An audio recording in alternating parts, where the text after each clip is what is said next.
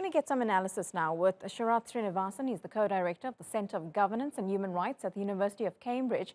He's also the author of When Peace Kills Politics, International Intervention and Unending Wars in the Sudan, and joining me from the UK. Thanks so much for your time. Now, after last month's coup and the latest developments, was something like what we saw today just an eventuality to what's happening in Sudan?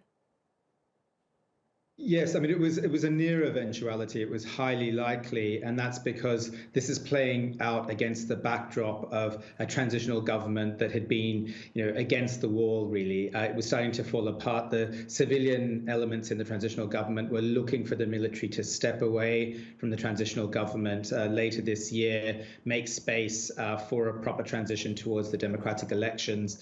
The military was increasingly anxious about that. And we have to remember that although President Al-bashir was deposed in 2019 through a civilian uprising, it was also in some senses a palace coup. The military and some senior militia leaders also sought Bashir's removal from power. So this was always an uneasy marriage between civilian forces and some remnants from the military and from even Bashir's own government. And that started to fray. And it was quite clear with the attempted coup in September that the elements that were against the civilian transition were seeking to test the waters for pushing a more large-scale coup attempt, as they have done over the last 24 hours.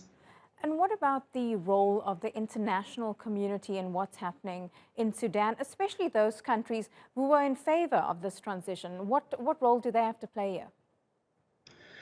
Well, they have a very, very large role to play. I mean, I think that the tragedy of the last couple of years is that what was always going to be a fraught and difficult civilian transition played out against the backdrop of the global pandemic and of an economic crisis in the country that is, in some senses connected to the wider international economy, as well as the instability in the Horn of Africa around Ethiopia's situation. In all that context, the international backers of the transition had to find a way to stabilize the transition as best as possible. And some of the things that they've done along the way have not necessarily helped that, especially around economic reforms that have reduced subsidies to civilians for basics like bread. Now, those sorts of things can easily be manipulated by those forces who are against the transition to say, look, this transitional government is failing the people.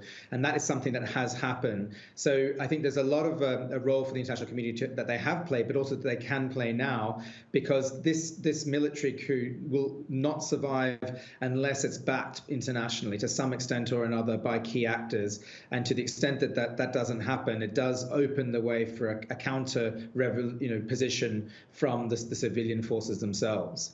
Well, the civilian forces and many in the international community have been pushing for democracy in Sudan for such a long time. What does this do for that fight for democracy? It seems they move one step forward, but now 3 steps back.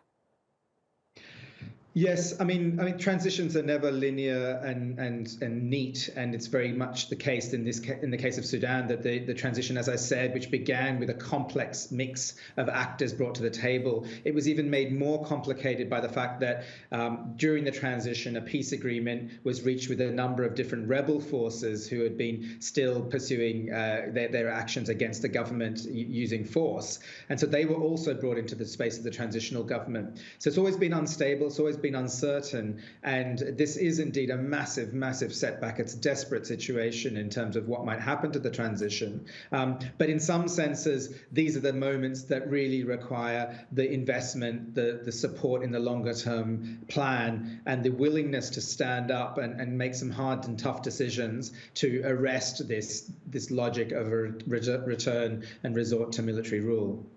Some very hard and tough decisions for everyone involved there. Thank you so much, Sharath Srinivasan, for that analysis, speaking to us from Cambridge in the UK.